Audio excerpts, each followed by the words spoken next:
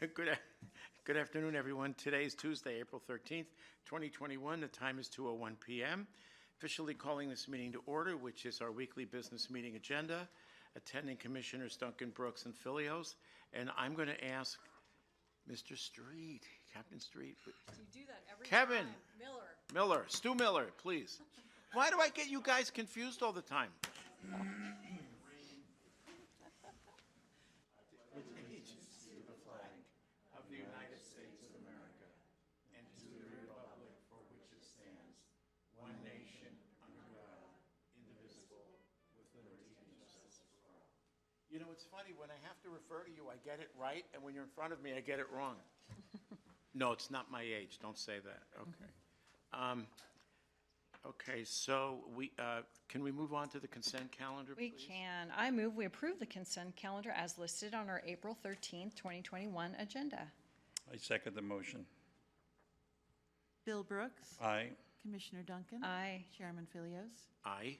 Motion carried. Payables list, please. I move that we approve the payables for the week of April 5th through the 9th, 2021 in the amount of $688,721.37. I second the motion. Bill Brooks. Aye. Commissioner Duncan. Aye. Chairman Filios. Aye, and the motion's carried. Do we have any changes to the agenda? No. Hearing none. Moving on. First action item. Quick claim deeds. I guess there are 4 of them for the airport land lease. Stephen. Commissioner Stephen Carroll for the record. These are the quit claim deeds for the property south between Wyoming, Airport Road, Ramsey Road, and Miles Road. We're basically sectioning this off from the airport's property itself so that we're removing the airport and county-owned structures and items away from the airport property specifically, and then the other 60 acres so that we can sell the property at a later date. Okay. So if these 60 acres never sell, is that an It issue? sits there. Just It just paper. sits there. Okay. It's what? I'm sorry? It just sits there as Okay. 3 separate 20-acre lots. Okay. Okay. Fair enough. Motion. I move that we execute the quit claim deeds, 4 of them for the airport land release. I second the motion. Bill Brooks. Aye. Commissioner Duncan. Aye. Chairman Filios. Aye, and the motion's carried. Item number 2, amendment.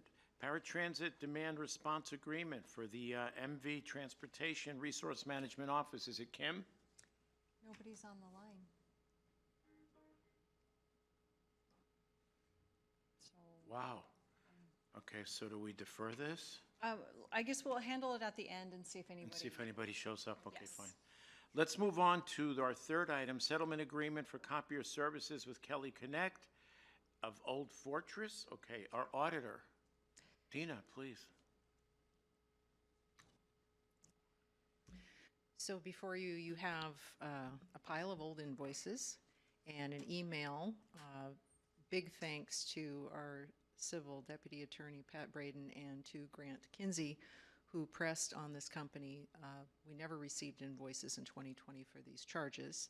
And now finally, they've settled for 50% of the face value of the invoices and have provided the invoices. And since this is a prior year expense and it's among several departments, we're asking to have this paid for through contingency because the departments do not have this budgeted. Okay, how much are we talking about? $2,787.66. That's fine. Okay. Bill, do you want to take that? Sure. I move that we approve the settlement agreement for copier services from Kelly Connect and Old Fortress. Out of contingency, and I'll second that. Bill Brooks. Aye. Commissioner Duncan. Aye. Chairman Filios. Aye, and the motion's carried. Item 4, 5339 Small Urban Funding Agreement, Idaho Transportation Department, and our Public Transportation Office, RMO. And is anyone on yet from RMO? Still music? Yep. Okay, well, Okay. Moving on, ratify medical services contract. We actually approved this last week, but because of, I guess, a mishap in the agenda, we'll ratify today, hopefully. So it's the ratification of the medical services contract with Vital Corps for KCSO. Yeah, so that's what I move, that we ratify the medical services contract with Vital Core for the medical treatment for our customers in the jail. I second the motion.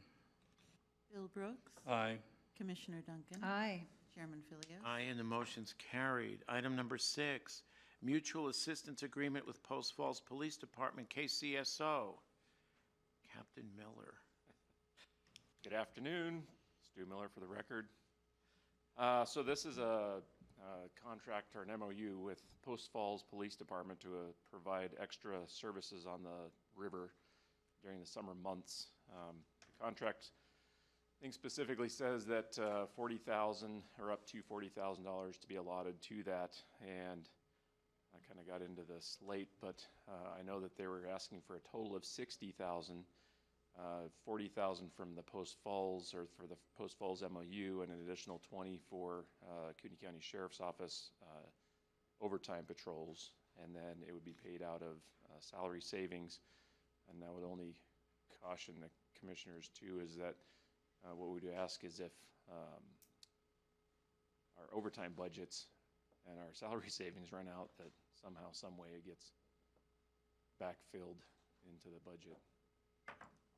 Okay. Sure, as long as you let us know when it's getting close. Absolutely, yes. Yep. And last year, I can tell you that Post Falls, even though we allotted 40,000, I think we ended up somewhere in the neighborhood of, it wasn't quite 40, it was like 27,000 Oh, maybe. okay, And good. so it was much less than that. This year, we're hoping to be a little more robust in our marine patrols on the river, so. I noticed you didn't say aggressive. No, no. Okay. But a lot of emphasis patrols Okay. on the river too, so. Fair enough. Do we have a motion? Bill? Yeah, I move that we approve the mutual assistance agreement with Post Falls Police Department and KCSO. Can I just, for clarification, Bill, add just a couple things? For the Marine deputy agreement Yes. and the 60,000 coming from salary savings to be readdressed if they get close to budget. Sure. Go ahead. Thank you. Second. Bill Brooks. Aye. Commissioner Duncan. Aye. Chairman Philios. Aye, and the motion's carried. Thank you. Item number 8, maintenance agreement with H&H Business Systems for the jail, KCSO. Number 7 is remodel. Oh, we skipped number 7. Sorry about that. So it's a, I could try to talk about the sheriff's office if you want. well, you know what? Go ahead, since you're up there. Go right ahead. We can always go, yeah. No, she's number 7. Yeah, I'm number She's the 7. Oh, approval you of are the number remodel. Yes. Yes. Okay. So that's the approval of the remodel of the criminal for the civil front counters at District Court. Go ahead, Ronnie. Yes, hi Commissioners, nice to see you today. So I am just asking approval to begin remodel of our criminal and civil front counters in District Court. We have had this budgeted the past 2 budget cycles, but we are finally ready to jump on it. Basically what's gonna happen is they're gonna push out and remodel the front counters. It's going to give us 6 full workstations and provide readily available staff in order to better assist our customers that come in. And basically this is just going to allow the vendor to complete the first couple of steps so that way Buildings and Grounds can come through and finish it up for us. Okay. And the first payment is roughly, hold on, I got it here. $57.25, is that Yes, it? thank you, $57.25. Okay. Any questions? Motion. I move that we approve the remodel of the criminal civil front counters for District Court. I second the motion. Bill Brooks. Aye. Commissioner Duncan. Aye. Chairman Philios. Aye, and the motion is carried. Thank you, Thank you, guys. Ronnie. Okay, now number 8, maintenance agreement with H&H Business Systems for the jail for our KCSO grant. Thanks, Commissioners. This is just another one of those contracts for a copier. Very standard verbiage. Getting to be almost a weekly item now, it seems like, but just put a copier on maintenance. This is one of those contracts where we pay, and it includes everything except the paper on the copier, the toner, the maintenance, everything. It's a good value because we can't do it internally for that cost. Okay. Now, does this have to do with the new printer that's going in It's to a the printer that's station? already gone in. Oh, okay. Yeah. I'm thinking of the combination. the plotter. plotter. Yeah. Scanner. No, that's still on, That's a ways still on out. order, right? That's already done and taken care of. That one will not have a maintenance contract on it because it's not economical to do it in that way. So we'll pay time and materials and pay for supplies. And when it occurs, okay, fine. Is it working well? The loaner one is working fine, yeah. Very kind of H&H to give us a loaner. Okay, then. Motion. Whose turn? I don't care. I move that we approve the maintenance agreement with H&H Business Systems and jail and KCSO. I'll second. Bill Brooks, Aye. Commissioner Duncan, Aye. Chairman Philios. Aye, motion carried. Thank you, Grant. Item number 9, tax deed bids. AIN 300183 and 2 parties, Russo and Boyanan. So I guess we have 2 bids. Yes, so I will go ahead and open the one from Russo.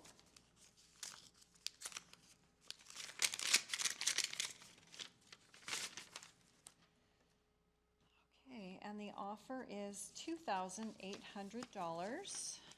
Got it? Okay. $2,800 offered by party of Russo.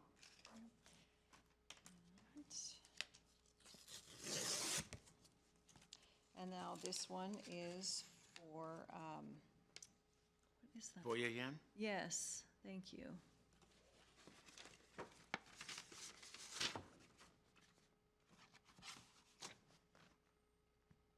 And this one is for $450. Okay. So, I guess the motion is to accept the bids, is that correct? well, actually, we can actually make the sale right now. Okay. So, with the amount of money that's owed on it, which is approximately $4,500, 510 of those being in fees, I recommend that we take the higher bid. Okay. I guess we can call that a motion. Well, sure, or I move that we approve the sale of AIN 300183 to party of Gina Russo for the amount of $2,800. I second the motion. Bill Brooks, Aye. Commissioner Duncan, Aye. Chairman Philios. Aye, and the motion's carried. So that ends our agenda, our action items, but let's go back. Are you on the line? That's Okay, all no, right. no problem.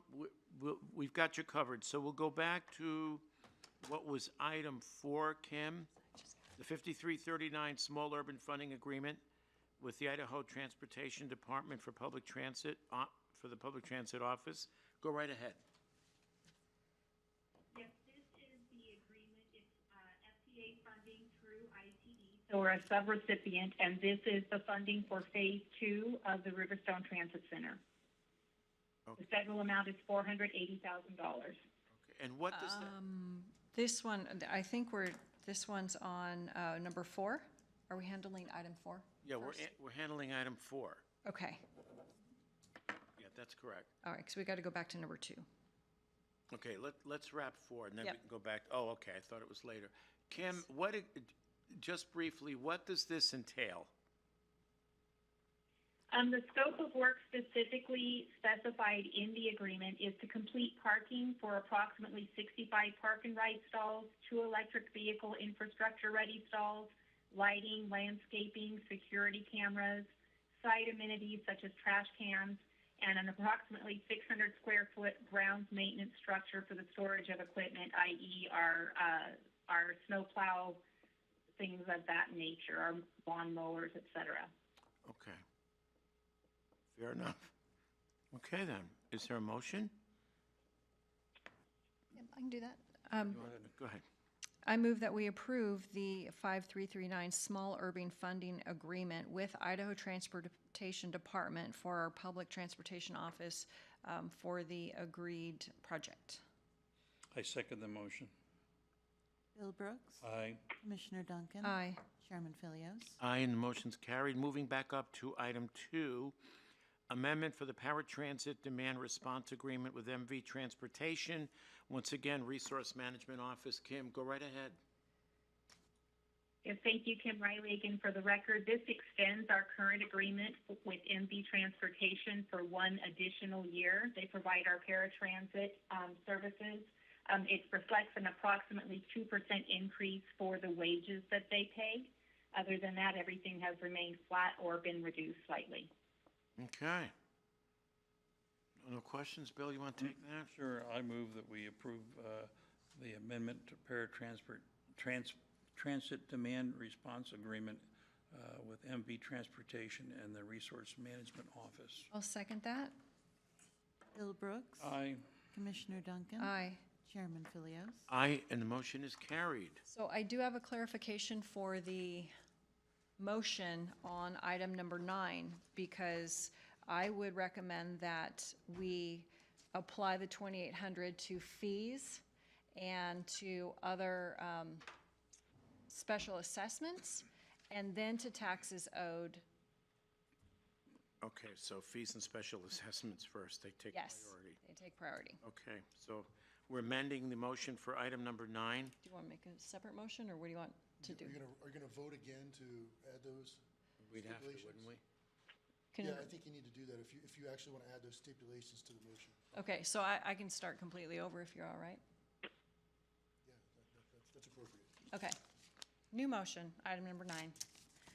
Because I know staff will come later and say, you forgot that.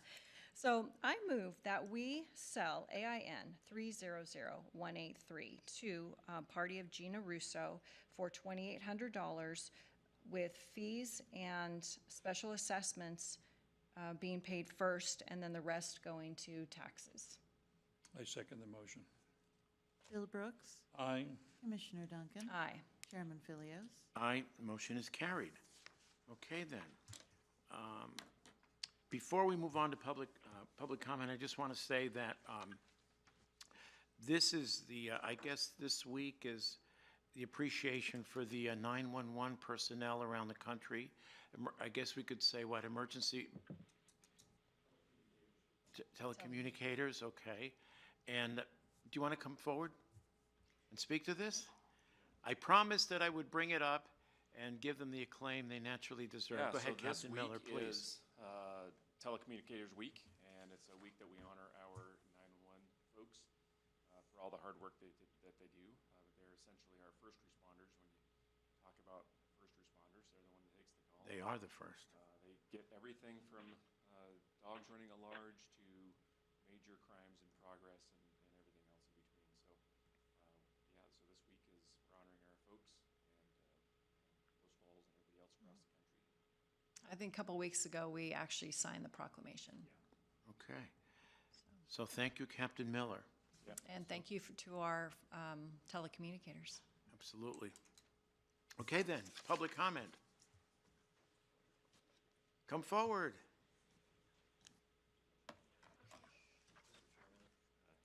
Commissioners, Bob Smathers, Idaho Farm Bureau. Commissioner Philios, you attended the Farm Bureau meeting, Kootenai Shoshone Farm Bureau meeting last week. We appreciate you being there. And it was asked if you would consider writing a letter in response to Congressman Simpson's proposal to take down or remove the Snake River dams, lower Snake River dams, and which is a credible threat, by the way. And we are certainly, our organization's excuse me. You can bend it up. There you go. Our organization is pushing back on this, obviously, and as are many others. And we just encourage you to consider writing a letter, if you would be willing to do that, to Congressman Simpson. And I have some materials here for you. I'd also consider, if you will, to go out to Simpson's website, because he's got a lot more information out there on his concepts, is what he's calling it. So I've got a little here and some other information and articles I can leave with you. Okay, super. Yeah, we'd appreciate that. Did you want to take that up, or would you rather think about it first? Read up on the issue? Well, I mean, is there a sample response letter? I do have a sample letter in that a county farm bureau put together. I think it was Boundary County Farm Bureau. And what I will say about this is it could be, the implications are huge for agriculture if we lose those dams, because we lose the navigation, the ability to haul wheat down the river, and there's a lot of wheat that goes down that river. All the wheat pretty much from northern Idaho and Whitman County. Other implications would be the resiliency of our electrical grid could be impaired too. So.